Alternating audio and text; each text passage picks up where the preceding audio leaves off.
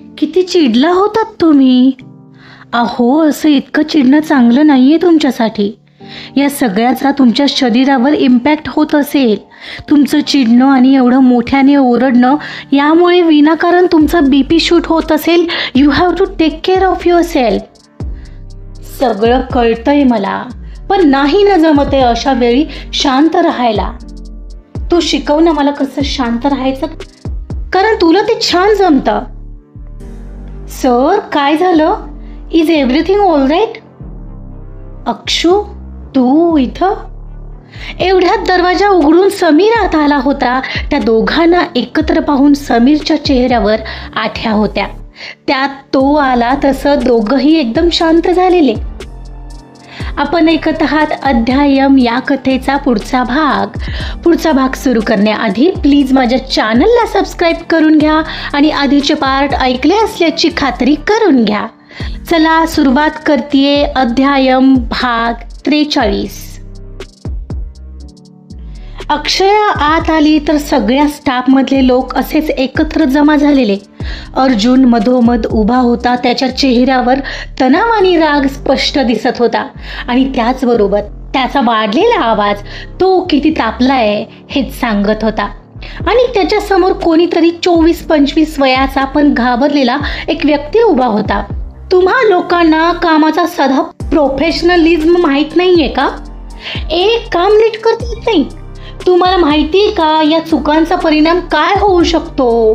अशा प्रकारची चूक माझ्या कंपनीला तळागाळात नेऊ शकते. Do you have any idea? त्याचा आवाज पूर्ण ऑफिसमध्ये दुमदुमत होता. रिया घाबरून म्हणाली, सर, मी ते चुकून जुना ड्राफ्ट पाठवला होता. मला खरंच लक्षात नाही आलं. I am sorry. I don't understand. हा प्रकार घडतोच कसा? काम करताना लक्ष कुठं असतं तुमचं?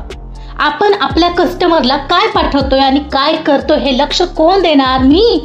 आणि आता कोण भरून देणार हे मिस्टर मनीष? तुम्हाला एकदाही चेक करता आलं नाही का की आपण कस्टमरला जुने ऑफर्स पाठवतोय की नवीन? आणि आता तो कस्टमर आपल्या कंपनीवर केस करण्याची धमकी देतोय. यासाठी काय करणार आहात तुम्ही? आहे काही उत्तर? एकही दिवस तुमचा असा जात नाही की तुम्ही व्यवस्थित काम केलंय. त्याची अखंड बडबड सुरू होती. रिया आणि इतर स्टाफ घाबरलेले होते. मनीष ही मान खाली घालून उभा होता. त्याने मध्येच बोलायचा प्रयत्न केला. सर, मला वाटलं की तिनं बरोबर ऑफर पाठवली आहे. असं कधी होत नाही सहसा तिच्याकडून, म्हणून. तुम्हाला वाटलं? तुम्हाला काहीही वाटेल. तुमच्या वाटण्यावर हे जग चालत नाही मिस्टर मनीष. आणि त्यासाठीच तुम्हाला तिथं बसवलंय. हे बिझनेस आहे. हे तुमच्या कल्पनेतलं जग नाहीये. अर्जुन संतापाने उतरला. केवळ तुमच्या या हलगर्जीपणाने आपल्याला लाखो रुपयांचं नुकसान होऊ शकतं आणि आता हे कोण भरून देणार? संतापाने आग ओकणारे डोळे आणि त्याचा वाढलेला तो आवाज अक्षया पहिल्यांदा पाहत होती. म्हणजे तिच्यावर एकदा चिडलेला तो, पण ते इतकं भयंकर नव्हतं. तो चिडून बोलताना थरथरतही होता आणि त्याला असं पाहताना अक्षयालाही थरकाप फुटल्यासारखं वाटलं. बोलता बोलता त्याची नजर अक्षयावर येऊन ठेपली. तसं त्याने नजर चुकवली आणि थोडा शांत झाला. सर, मी पुढच्या वेळी अशी चूक होऊ देणार नाही. एवढ्या वेळेस माफ करा. हवं तर आता मी कस्टमरशी एकदा बोलून घेतो. मला सगळं क्लिअर झालेलं हवंय. That's it. नाहीतर माझ्यासमोर उभं राहायचं नाही, तो म्हणाला आणि वळून सरळ त्याच्या केबिनकडे जायला निघाला. तो निघून गेला तशी चर्चा करत स्टाफ ही पांगला आणि अक्षया तिच्या जागेवर आली. बापरे, हे काय होतं? किती चिडलेले सर. सकाळी तर किती नॉर्मल होते. चक्क कोणता सूट घालू विचारायला मेसेज केला होता आणि आता इतक्यात एवढा मूड चेंज. एवढा चिडण्याचा त्रास कोणाला होईल? जाऊ का त्यांच्याकडे? तिनं उगाचच तिची नोटपॅड घेतली आणि ती त्यांच्या केबिनमध्ये आली. Sir, may I come in? तो एवढंच म्हणाला. पाहून आता तिला आत जाताना खूप भीती वाटली. त्याने तिला सांगितलेला सूट घातलेला त्याने. ओहो, काय दिसत होता तो त्या क्रीम कलरच्या सूटमध्ये. आतमध्ये ब्लॅक कलरचा शर्ट आणि क्रीम कलरचा तो सूट आणि त्याच कलरची ट्राउझर. त्यात त्याच्या चेहऱ्यावर अजूनही मघाचा राग आणि सोबतच ऑटोमॅटिक आलेला ॲटिट्यूडही होता. आणि त्याची नजर लॅपटॉपवर खिळलेली आणि हातात पेन फिरवत राहिलेला तो. आय एम सॉरी, तुमचा मूड ठीक नाही दिसत आहे सर, मी नंतर येते. अक्षया, मी ठीक आहे, बोल काय काम होतं? तो ते वाक्य तसाच रूडली म्हणाला. साहजिक होतं, त्याचा राग अजूनही शांत नव्हता. त्यामुळे त्याला आता बाहेर जे झालं त्या संदर्भात विचारावं का हे काही तिला कळत नव्हतं. बोलताय का आता पटकन? मला दुसरं काम आहे, मला अजून बाहेर मीटिंगसाठी निघायचंय. ॲक्च्युली तसं काही विशेष काम नव्हतं. तुम्ही मगाशी बाहेर जरा जास्तच चिडलेलात sir. Is everything all right? तिनं घाबरतच विचारलं. मिस अक्षया, जाऊन तुमचं काम करा, माझा जास्ती विचार करायची गरज नाही आहे. ओके, आम सॉरी म्हणत ती निघाली आणि तिनं बाहेर जाण्यासाठी दरवाजा उघडला. एवढ्यात त्याने पुन्हा तिला आवाज दिला. अक्षया. हां. त्याने आवाज दिला पाहून ती मागे वळली. आय एम सॉरी, माझा मूड ऑलरेडी ठीक नाही आहे. सकाळी सकाळी त्या कस्टमरने कॉल करून डोकं गरम केलं आणि तो धमकी देऊ लागलेला की मी तुमच्या कंपनीवर केस करेन. हे लोक असंच काम करत राहिले तर नक्कीच एक दिवस. तो पुढं काही बोलणार त्या आत.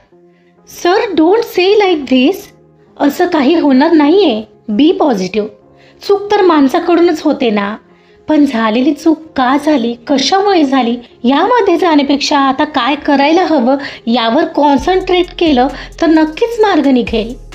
पण आता काय मार्ग निघेल ते कस्टमर ऐकून घेण्याच्या मनस्थितीत नाही आहेत. अक्षया, मला कळत नाही आहे हे सगळं कसं हाताळू. अशा फालतू चुका झाल्या ना की माझं डोकं संतापतं. कंपनीचा नफा, ग्राहकांचा विश्वास सगळं धोक्यात येतंय. I don't know what is the solution. Arjun बोटाने कपाळ दाबत म्हणाला. सर, तुमचं म्हणणं योग्य आहे, पण अशा वेळी थोडं शांत राहून मार्ग निघेल. कारण शांत राहूनच आपल्याला मार्ग सुचेल की नाही. अशा वेळी मला नाही राहता येत शांत अक्षया. तो पुन्हा चिडचिड करत समोरचे काही कागद हवेत भिरकावत उठला आणि खिडकीजवळ जाऊन खाली पाहू लागला. पण प्रयत्न तर तोच करावा लागेल ना. चूक झाल्यावर समोरचा चिडणार जसे तुम्ही चिडलात. त्या ऑफर बनवणाऱ्या रियावर आणि कस्टमर तुमच्यावर चिडलं. ती खालचे पडलेले कागद गोळा करत उचलत बोलत होती. तिनं ते एकत्र केले आणि व्यवस्थितपणे एकत्र करून त्याच्या टेबलवर ठेवले. तुला काही सुचतंय का यावर? माझं तर डोकंच बंद झालंय. तो अस्वस्थपणे खिशात हात घालून विचारत होता. तुम्ही ना त्यांना काही नवीन ऑफर देऊन पहा. पुन्हा एकदा कॉल करून तुम्ही स्वतः त्यांच्याशी बोला. कस्टमरचा गेलेला विश्वास परत मिळवणं अवघड आहे, पण अशक्य तर नाही आहे ना सर. हवं तर त्या स्पेसिफिक कस्टमरला एकदा ऑफिसमध्ये बोलवा. त्याचं व्यवस्थित आदरातिथ्य करा आणि त्याला चांगली ऑफर द्या. कदाचित तो ऐकेल. अक्षया म्हणाली. ओके, असं करायला हरकत नाही आहे. थँक्स अक्षया, मी लगेच त्याला कॉल लावतो. ओके, मग मीही जाते माझं काम करायला. ॲड बनवायची आहे. अक्षया, हाऊ, कसं काय इतकं शांत राहू शकतेस तू? म्हणजे आयुष्यात खूप सारे प्रॉब्लेम चालू असताना असं शक्य आहे? मला तुझं खरंच कौतुक वाटतंय. हो, आता माझ्या आयुष्यातही काही कमी प्रॉब्लेम चालू नाही आहेत सर, पण आहे ते बदलू तर शकत नाही ना आपण. सो एकतर ते स्वीकारायचं, नाहीतर वेगळा काहीतरी विचार करायचा. फक्त सोल्युशनवर फोकस करायचा बस. You are right. पण सर, एक बोलू, इफ यू डोंट माइंड? बोल ना. किती चिडला होतात तुम्ही मगाशी. अहो, म्हणजे असं चिडणं चांगलं नाही आहे तुमच्यासाठी. या सगळ्याचा तुमच्या शरीरावर इम्पॅक्ट होत असेल. तुमचं चिडणं आणि एवढं मोठ्याने ओरडणं यामुळे विनाकारण तुमचा BP शूट होत असेल. You have to take care of yourself. सगळं कळतंय मला, पण नाही ना जमत मला अशा वेळी शांत राहायला. तू शिकवतेस मला कसं शांत राहायचं, कारण तुला ते छान जमतं. सर, काय झालं? Is everything all right? Akshu, तू इथं? एवढ्यात दरवाजा उघडून समीर आत आला होता. त्या दोघांना एकत्र पाहून समीरच्या चेहऱ्यावर आठ्या होत्या. त्यात तो आला तसे दोघंही एकदम शांत झाले. सर, मी माझी ॲड कंप्लीट करून आले. समीर, मला काम आहे. मी आहे माझ्या डेस्कवर. म्हणत ती तिथून बाहेर पडली. काय झालं सर? मला कळलं मनीष आणि रियाकडून काही चूक झाली आहे. हो, या लोकांनी कस्टमरला चुकीची ऑफर दिली आहे. तेच आता नीट करावं लागेल. तो धमकी देतोय आपल्या कंपनीवर केस करण्याची. सगळं एकदमच काय येतंय मला काही कळतच नाहीये. आज महत्त्वाची मीटिंग ही आहे यार, ती युरोपियन कंट्रीज सोबतची. कसं सगळं मॅनेज करणार आहे मी कळतच नाहीये. सर आपण करूया, डोंट वरी, समीर म्हणाला. समीर एक काम कर, तुला मी त्या कस्टमरचा नंबर देतो. तू स्वतः त्याच्याशी बोलणार आहेस? मीच बोलणार होतो, पण ही मीटिंगसुद्धा जास्ती महत्त्वाची आहे. उद्या परवाही मी नसेल, यू नो ना. तर याला कॉल करून आपल्या ऑफिसमध्ये बोलाव. ट्यूजडे नको, वेन्सडे, थर्सडेला, हां फ्रायडेला बोलाव. मग आपण बोलून घेऊ त्याच्याशी इथं आल्यावर. Got it? ओके. आणि सर ते प्रेझेंटेशन रेडी आहे ना? हो ते रेडी आहे. जस्ट काही डॉक्युमेंट रेडी करायचेत, ते मी ऑलमोस्ट केलेत. जस्ट मी तोपर्यंत या प्रेझेंटेशनवरून शेवटची नजर फिरवतो. सर नंबर देणार होतात ना त्या कस्टमरचा? अरे हो विसरलोच. असं होतंय बघ, एक काम कर, मनीषला कॉल कर आणि त्याच्याकडून नंबर घे. मलाही त्या कस्टमरचा इथे लँडलाईनवर आलेला कॉल. ओके सर, मी घेतो त्याच्याकडून नंबर, यू डोंट वरी. म्हणत समीर तिथून बाहेर पडला. त्याला अक्षयासोबत बोलायचं होतं. तो आला ते डायरेक्ट तिच्या डेस्कवर आला आणि तिला पहिला प्रश्न केला. अक्षया, तुझ्याशी महत्त्वाचं बोलायचं होतं. चल ना, कॉफी घेता घेता बोलू. समीर, आत्ताच काम सुरू केलंय मी, थोड्या वेळाने जाऊया का? नाही, मला आत्ता बोलायचंय. आणि काय ग, तिथं सरांच्या केबिनमध्ये कशाला गेली होतीस? का त्यांनी बोलवलेलं? मीच गेलेले का? ती काम करता करता बोलत होती. ॲड दाखवायला गेली असशील ना? नाही, ॲड दाखवायला नव्हते गेले. अरे तू यायच्या आधी किती तमाशा झाला माहिती आहे? कसले चिडले होते ते. बाप रे, एवढं चिडलेलं मी त्यांना कधीच पाहिलं नाही आहे. ती आता काम थांबवून त्याच्याकडे पाहत बोलली. ते काय नवीन आहे? नेहमीचंच आहे ते. पण तू कशाला गेली होतीस? का तुला हौस आलेली त्यांचं बोलणं खायची? तो हसला. तू काय बोलतोयस? बिचारे सर, मला वाईट वाटलं ॲक्च्युली. असं इतकं चिडणं चांगलं नाही आहे त्यांच्यासाठी. मग तुला काय करायचंय?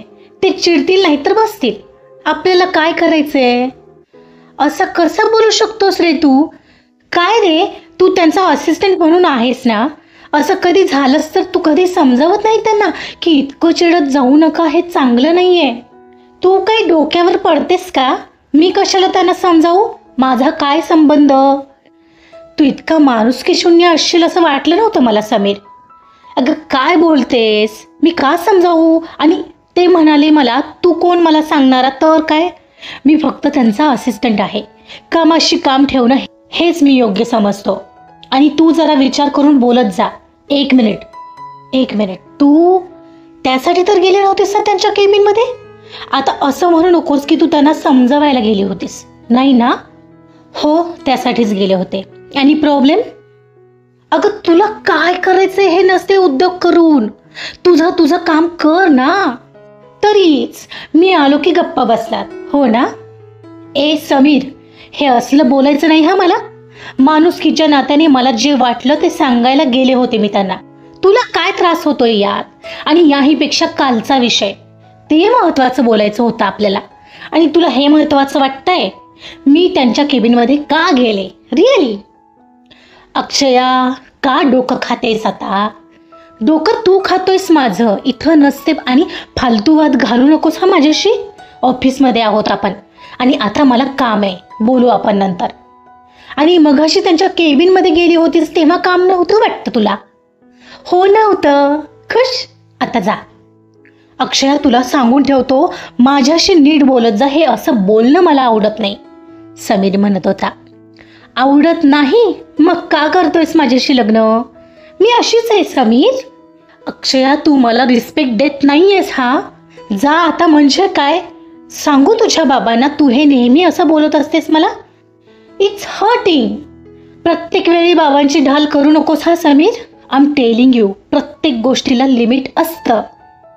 यू आर इम्पॉसिबल, म्हणत तो थोडा चिडूनच निघून गेला. त्यांच्यात पडलेली वादाची ठिणगी जरा भलत्याच दिशेला पेट घेत गेली होती. त्या दोघात फार काळ चांगलं रिलेशन राहणार नाही हेच दिसून येत होतं. महत्त्वाचं बोलायचा मुद्दा बाजूलाच राहिलेला आणि भलताच विषय वर आलेला पाहून अक्षया ही जरा चिडलेलीच. आजचा पार्ट इथंच संपलेला आहे. बघूया अक्षया त्याला डायरेक्ट जॉबच्या संदर्भात आणि लग्नाच्या संदर्भात काही बोलते का. त्यासाठी ऐकत रहा अध्यायम.